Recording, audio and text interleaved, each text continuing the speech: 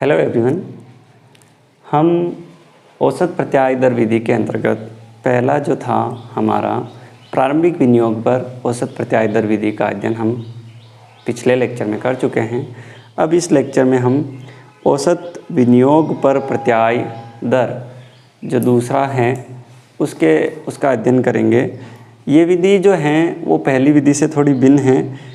इसके अंतर्गत भी क्या होगा कि औसत शुद्ध आय की गणना की जाती है। जैसे हमने पहले एवरेज जो इनकम थी वो हमने ज्ञात की, उसी प्रकार इस विधि में भी एवरेज जो इनकम है वो ज्ञात करेंगे, परंतु शुद्ध आय का अनुपात प्रारंभिक विनियोग से नहीं निकालकर औसत विनियोग से निकाला जाएगा। हमने पहले यहाँ पर इनिशियल इन्वेस्टमेंट जो था वो लिया, लेकिन अब इस विधि में हम जो औसत विनियोग होगा उसको जो है कंसिडर करेंगे और प्रारंभिक विनियोग में निस्तारण मूल्य को जोड़कर उसमें 2 का भाग दे दिया जाए तो इस प्रकार हमारे पास औसत विनियोग आ जाएगा। Average rate of return equal to कैसे ज्ञात होगा, estimated average net income after tax and depreciation.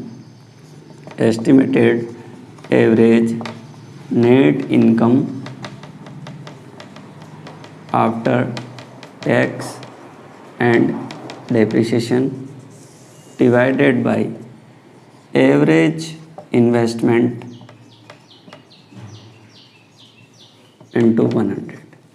इस प्रकार हम यहाँ पर जो है एवरेज रेट ऑफ रिटर्न ज्ञात करेंगे और एवरेज जो इन्वेस्टमेंट है वो किस प्रकार ज्ञात होगा, एवरेज इन्वेस्टमेंट इक्वल टू, हमें यहाँ पर एवरेज इन्वेस्टमेंट चाहिए, इनिशियल इन्वेस्टमेंट नहीं चाहिए। हमें प्रारंभिक विनियोग पर ज्ञात नहीं करना, बल्कि जो हमारी दूसरी विधि है औसत विनियोग पर प्रत्याय दर विधि, उसमें हम एवरेज इन्वेस्टमेंट ज्ञात करेंगे और एवरेज इन्वेस्टमेंट के लिए क्या करेंगे, इनिशियल इन्वेस्टमेंट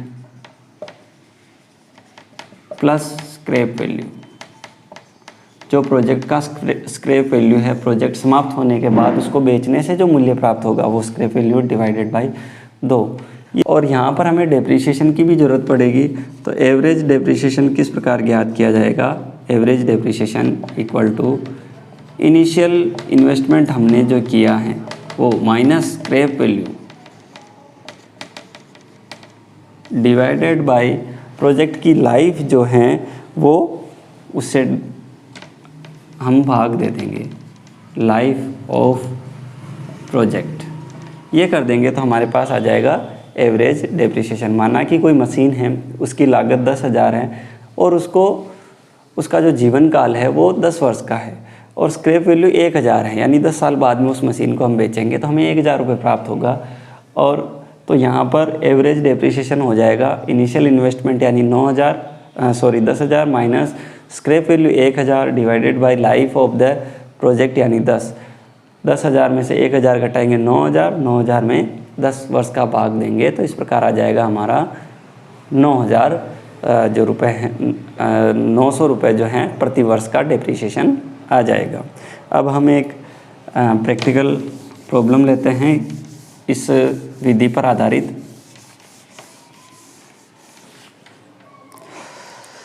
यहाँ पर एक प्रश्न है, प्रश्न आपकी स्क्रीन पर है। निम्न में से प्रत्येक प्रस्ताव में विनियोग पर औसत प्रत्याय दर की गणना कीजिए। इनिशियल आउटले जो हैं वो है 10,000 का प्रोजेक्ट एम ए और annual cash flow after tax but before depreciation 1750। Estimated life 10 years है और साल्वेज इसका जो है वो 0 है। इसी प्रकार प्रोजेक्ट बी है, इनिशियल आउटले 10,000 रुपये का होगा।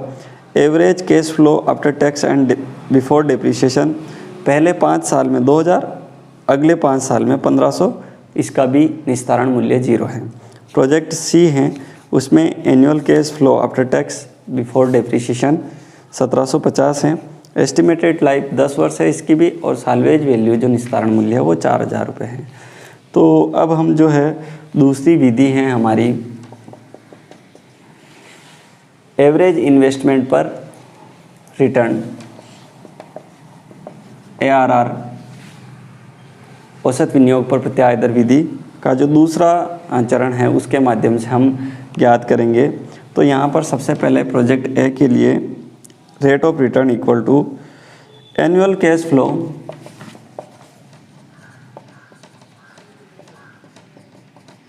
माइनस डेप्रिसिएशन, क्योंकि हमें ये चाहिए कैश फ्लो आफ्टर डेप्रिसिएशन वाला, तो इसमें से डेप्रिसिएशन को लेस कर देंगे, डिवाइडेड बाय एवरेज इन्वेस्टमेंट,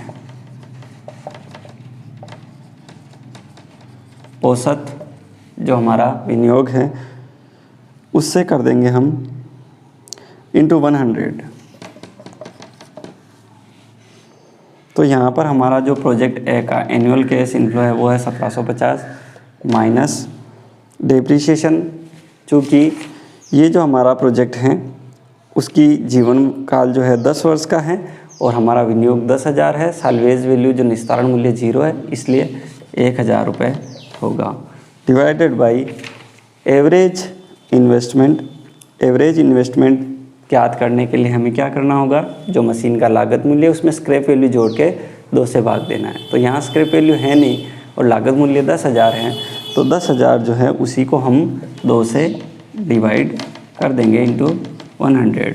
तो इस प्रकार 1750 में से 1,000 हमने घटा दिए तो 750 डिवाइडेड बाई 5,000 इंटू 100, तो ये हमारे पास आ जाएगा 15%।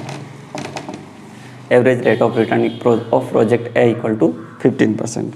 इसी प्रकार project B, annual cash flow जो प्रोजेक्ट बी का है वो है 2,000 रुपये पहले 5 वर्ष में, तो इसे इस प्रकार लिख लेंगे 2,000 इंटू 5 ईयर्स, प्लस अगले 5 वर्ष में जो होगा वो 1,500 रुपये होगा, 1,500 into 5 divided by average investment. यहाँ पर भी निस्तारण मूल्य जो मशीन का वो 0 है, इसलिए जो हमारा निवेश किया हुआ है वही एवरेज इन्वेस्टमेंट होगा 10,000 और इसको 2 से डिवाइड करके 100 कर लेंगे। तो ये हो गए 2,000 इंटू 5 यानी 10,000 और 1,500 इंटू 5 यानी 7,500 यानी 17,500 डिवाइडेड बाई 5,000 इंटू 100। तो इस प्रकार हमारे पास जो आएगा इस दूसरे वाले प्रोजेक्ट का जो एवरेज रेट ऑफ रिटर्न है वो होगा 15%। अब हम लेते हैं प्रोजेक्ट सी। प्रोजेक्ट सी का एनुअल कैश फ्लो जो है वो है, चूँकि इनिशियल जो हमारा 1750 रुपये हैं और इसका जो साल्वेज वैल्यू है वो 4,000 रुपये है और इस प्रोजेक्ट की लाइफ है वो 10 वर्ष हैं। तो यहाँ पर 17,500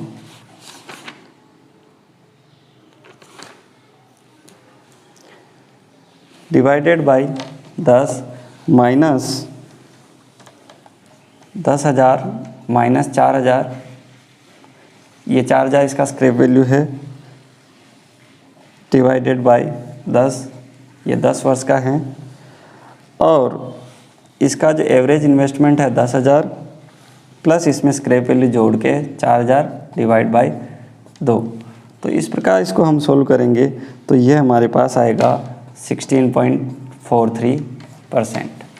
तो यहाँ पर जो सबसे अधिक प्रत्याय दर है प्रोजेक्ट सी की है, इसलिए हम प्रोजेक्ट सी का चयन करेंगे।